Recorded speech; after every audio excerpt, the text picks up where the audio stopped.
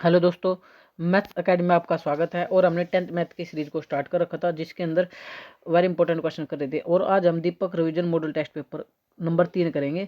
और ये जो है ना मॉडल टेस्ट पेपर नंबर 3, पहले तो बात देखिए, दीपक का नहीं है, नाम तो राइटर का है, लेकिन ये जो इश्यू किया गया है ना, ये board of school education Bhiwani की तरफ से किया गया है, जो साइट पर डला हुआ वो है ये। ठीक है, तो पेपर इस इसमें से बनने वाला है। पहले तो इस बात को देख ले।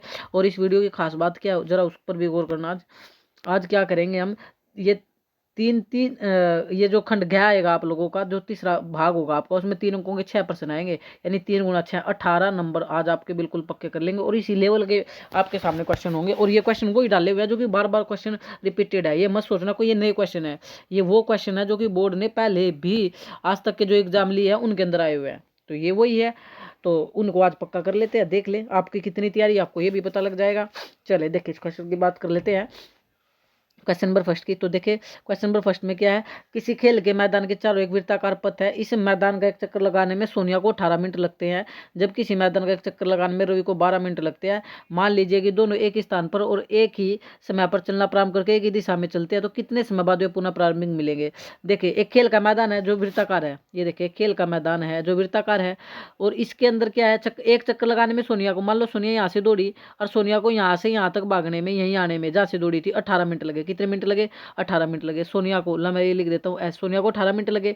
और इसी समय एक रवि नाम का बच्चा भागा, उसको 12 मिनट लगे। अब रवि भी यहाँ से भागा, इसको 12 मिनट लगे, तो यानी रवि तो पहले ही आ गया 12 मिनट में। यहाँ पे रवि को 12 मिनट लग रहे हैं, रवि पहले ही आ चुका है। अब सोनिया ही भागे, रवि भी दोनों एक साथ ही भागे थे, लेकिन रवि तो भाग करके 12 मिनट में पहले ही आ गया। लेकिन जब सोनिया भाग रही थी वो तो 18 मिनट में पहुंची, जब तक रवि 12 में था, रवि तो फिर आगे निकल गया होगा। अब ये पूछ रहे हैं कि ये दोनों एक साथ कब मिलेंगे। देखिए इसके लिए फिर क्या किया जाए सर, अब इसके लिए सिंपल सी अप्रोच है, इतना भी समझने की जरूरत नहीं है। ये देखिए जब भी ये मैदान वाला क्वेश्चन आएगा तो आपको याद रखना है हमेशा एलसीएम लेना। क्या लेना इस क्वेश्चन में? एलसीएम। ज़्यादा दिमाग लगाना ही नहीं है। रीजन क्या है, क्योंकि देखिए जब ये एक बच्चा पहले भाग रहा है, एक बाद में भाग रहा है, यानी जो कम समय में भाग रहा हो आगे निकल जाएगा, तो वही बच्चा उसको पकड़ेगा। यानी एलसीएम क्या होता है, एलसीएम में आंसर जो होता है वो ज़्यादा आता है। इस बात को ध्यान देंगे ना, कभी भी एलसीएम आपने देखा होगा 2 नंबर का कम आएगा ज़्यादा, तो एलसीएम होता है ज़्यादा, जो कि दोनों का मल्टीपल होता है। तो इसका मतलब जब भी आपका क्वेश्चन आए ग्राउंड वाला वृत्ताकार पथ वाला, तो हमेशा एलसीएम लेना। और जिसमें बात बोले ना कि बराबर संख्या में बांट दे, किसमें? बराबर।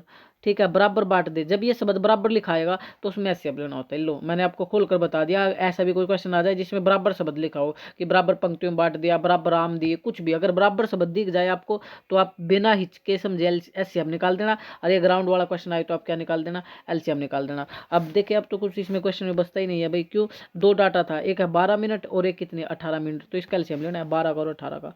इसका 12 का और 18 का एलसीएम बच्चा बच्चा जानता है, कैसे करेंगे सर? प्राइम फैक्टर कर लो इसके पहले। तो ये 2 से जाएगा तो 2 छिके 12, फिर ये 2 से जाएगा तो 2 तिया 6, और ये 3 से जाएगा 3 एकम 3, ऐसे 18 करो, 2 निम में 18, ये 3 से जाएगा 3 तिया 9, और 3 एकम 3। तो ऐसे करके आपको दिखाना पड़ेगा 3 नंबर में। तो जो 12 के फैक्टर आए हैं, 12 के फैक्टर आ गए, वो आ गया 2 गुना 2 गुना 3। ठीक है भाई। और सर 18 के जो फैक्टर आए यही लिख देता हूँ आप लोगों के सामने। 18 के फैक्टर है 2 गुना 3। हमें लेना था एस सी एफ। क्या लेना था? S C F. अब जो एस सी एफ लेना होता है वो क्या होता है, सॉरी एस सी एफ लेना था एलसीएम, एलसीएम लेना था। यानी 12 के फैक्टर है 2 गुना 3। एस सी एफ भी बता दूंगा, लेकिन फिलहाल एस सी एफ तो चाहिए नहीं ना हमें तो एलसीएम निकालना है। तो 12 के फैक्टर क्या थे, एक बार यहाँ देखना भाई दोबारा से। 12 के फैक्टर थे 2 दूनी 4, 4 तिये 12, ये लो। एक था 18, 18 के फैक्टर थे 2 में 18, यानी 2 गुना 3 ये था। हमें लेना एलसीएम। तो एलसीएम बच्चा बच्चा जानता है कि एलसीएम क्या होता है, जो दोनों में कॉमन हो। पहले तो ले लो 2, और फिर दोनों में कॉमन क्या है? 3। यानी एलसीएम अगर निकालना है तो पहले वो ले लो जो दोनों में कॉमन है। सर 2 कॉमन है दोनों में, 3 कॉमन है ले लिया, और जो बच गया वो भी किसके अंदर आता है? एलसीएम में आता है। 2 गुना 3, तो कितना हो जाएगा? 3 दूनी 6 और 3 दूनी 6, छिक छिक 36। तो 36 मिनट लगेंगे। बस आपको ये लाइन लिखनी है कि दोनों को एक साथ मिलने में कितने मिनट लगेंगे? 36 मिनट लगेंगे। ये फुल क्वेश्चन आप आराम से कर ले जाएंगे, इसमें कोई बड़ी बात नहीं थी। चले अब इस क्वेश्चन को देखें, नेक्स्ट को।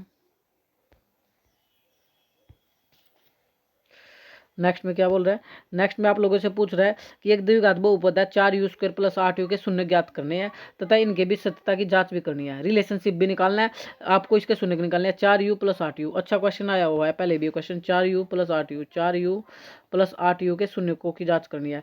तो आप जब भी देखे शून्यकों की जांच, इसके शून्य ज्ञात करनी है। देखिए इसकी हाईएस्ट पावर कितनी है, ये एक 4 है। मेरी राइटिंग को थोड़ा देखना भाई, ये 4 यूज के रहे, ये तो u है, और ये ये 8u है, ठीक है भाई। ये 4u, ये u स्क्वायर है और ये भी u है, ठीक है। इस पर थोड़ा आप लोग देखना, 4 की तरह बन चुका है। तो 4u प्लस 8u के शून्य के निकालने हैं। जब भी 2 देना है तो प्लस माइनस में कॉमन निकलता है। देखो 4 में और 8 में क्या कॉमन है, पहले तो ये बता दो मेरे को फटाफट। 4 में और 8 में क्या कॉमन है सर? 4 में और 8 में तो 4 ही कॉमन है, तो 4 ले लो पहले तो कॉमन। और ये तो 4 कॉमन हो गया। और u में क्या कॉमन है? u में और u में क्या कॉमन है वो बता दो फटाफट से भाई। 4 में और 8 में क्या कॉमन है? 4 में और 8 में सर 4 कॉमन है। यू में क्या कॉमन है? यू कॉमन है। तो 4 से 4 कट गया तो क्या बचा? एक यू प्लस 4 दूनी 8, तो क्या? और यू से यू कट गया, समझ आया?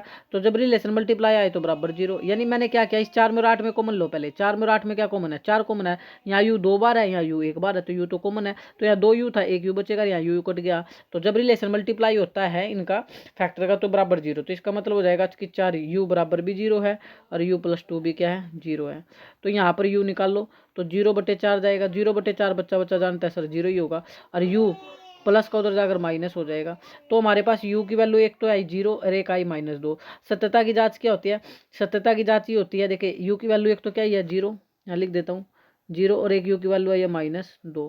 और मेरे पास इक्वेशन थी 4u² प्लस में 8u और बराबर में 0 ये था। तो इसमें a बताओ, क्योंकि जो क्वाड्रेटिक होती है वो होती है ax² प्लस bx और प्लस में c, ये होती है।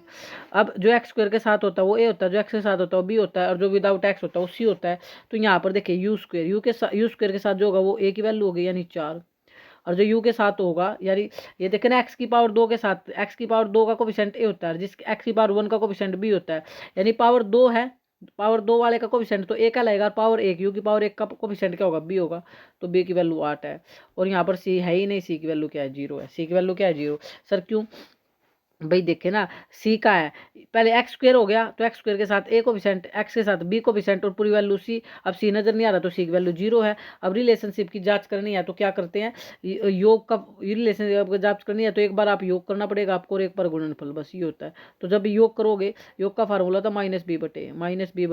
b की वैल्यू क्या है? -8 और a की वैल्यू क्या है? 4। 4 एकम 4 दूनी 8, तो -2। ये तो आ गया फार्मूले से।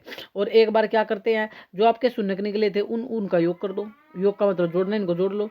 तो इनको जोड़ोगे आप तो क्या आएगा? 0 और प्लस माइनस, ये देखो जोड़ना है, शून्य था 0 और -2, मैं पूरा ही लिख देता हूँ चलो आप लोगों के लिए। एक शून्य क्या आया था? 0 और एक शून्य क्या आया था? -2। तो 0 प्लस माइनस माइनस होगा तो ये आ गया -2। तो आप लोग ध्यान से देख लो, एक बार फार्मूले से योग की वैल्यू -2 है, एक बार शून्य से -2 है, तो ये रिलेशनशिप की जांच हो गई। ये तो योग निकाला, इसी तरह प्रोडक्ट निकालेंगे, गुणनफल जिसको बोलते हैं, मैं इंग्लिश में प्रोडक्ट बोल देता हूँ, गुणनफल। इसका फार्मूला c/a। अब ये आपने देखा था c की वैल्यू 0 थी और a की वैल्यू क्या थी? a की वैल्यू क्या थी? 4 पर जाओ भाई, 4 पर। सर a की वैल्यू क्या आई थी? a की वैल्यू 4 थी। a की वैल्यू क्या थी? 4 थी। a की वैल्यू 4 थी, तो a की वैल्यू 4 लिख दो, 0 समथिंग 0 ही आएगा। अब ये तो हमने किससे निकाला? फार्मूले से। एक बार निकाल दो शून्य से। शून्य क्या बोलता था? शून्य में c की वैल्यू कितनी थी आपको पता है? शून्य में शून्य, एक मिनट रुकना भाई, ये तो 4 आ गया, 4 पर आना एक बार। इसमें ये शून्य जो निकले थे, एक वैल्यू 0 थी, एक वैल्यू -2 थी। इन दोनों की मल्टीप्लाई करो, यानी 0 मल्टीप्लाई -2, 0 मल्टीप्लाई गुणनफल का मतलब माइनस गुणा करना, 0 -2 तो आंसर क्या आएगा? 0। तो देखो यहाँ प्रोडक्ट यानी गुणनफल भी 0 आया। किससे? एक बार फार्मूले से और एक बार किससे? शून्य से। किससे? शून्य से गुणनफल से 0 आया। अगर ये बराबर आ जाते हैं तो आपकी सत्यता की जांच हो चुकी है, यानी रिलेशनशिप वेरीफाई हो चुका है। चलिए नेक्स्ट बढ़े।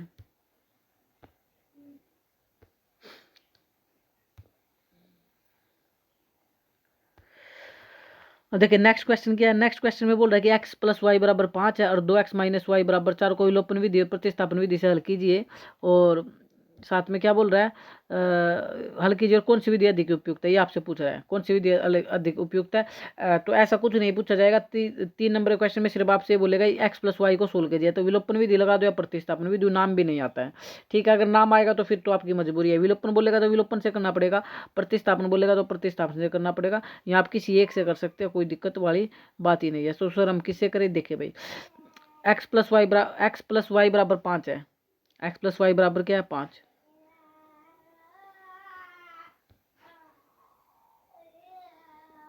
x + y = 5 है और एक इक्वेशन क्या थी? ये 5 है। और एक इक्वेशन थी आप लोगों की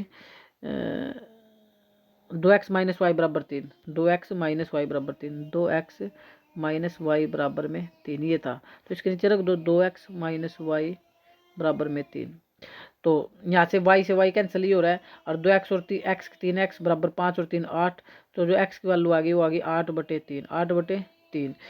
एक मिनट रुकना, 2x माइनस 3y बराबर 4 था, सॉरी गलत ले ली भाई, 2x माइनस 3y बराबर 4 था।